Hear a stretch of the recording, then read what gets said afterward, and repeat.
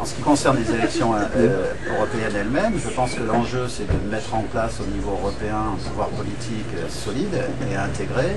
Et donc il est clé d'avoir une majorité qui soit cohérente avec la présidence française absolument excellente que Sarkozy a organisée au deuxième semestre de 2008.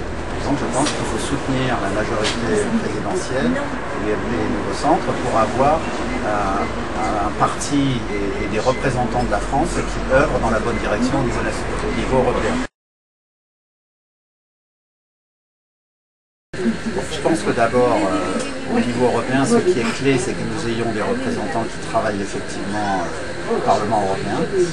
Et quand on observe la différence entre les parlementaires de la droite et les parlementaires de la gauche, ce qui est important, c'est de savoir est-ce que c'est l'idéologie qui décide ou est-ce que c'est la capacité à construire une action cohérente de l'Europe.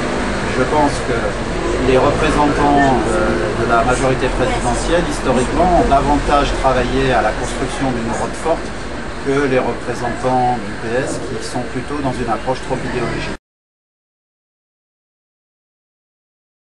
Je crois que le grand enjeu, c'est de construire un pouvoir politique en Europe. Si vous prenez aujourd'hui la question clé de la sortie de crise, un élément décisif de la rapidité avec laquelle on va sortir de cette crise, c'est le niveau du dollar par rapport à l'euro. Si, imaginons que l'euro remonte à 1,08 $ ou 2 $, il n'y a aucune chance qu'on sorte de la crise. Or, aujourd'hui, cette parité est décidée par la Réserve fédérale de New York qui décide pour le compte du Trésor américain et par le Politburo du Parti communiste chinois qui décide de caler le yuan sur le dollar pour des raisons sociales internes. Vous observez immédiatement qu'il n'y a pas l'Europe autour de la table pour décider de cette parité centrale pour notre propre avenir entre l'euro et le dollar.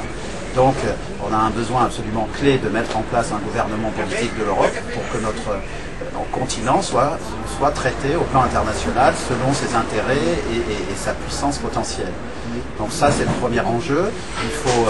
Il y a un certain nombre d'autres choses techniques qu'il faut mettre en place, comme ce qu'on appelle le fédéralisme fiscal.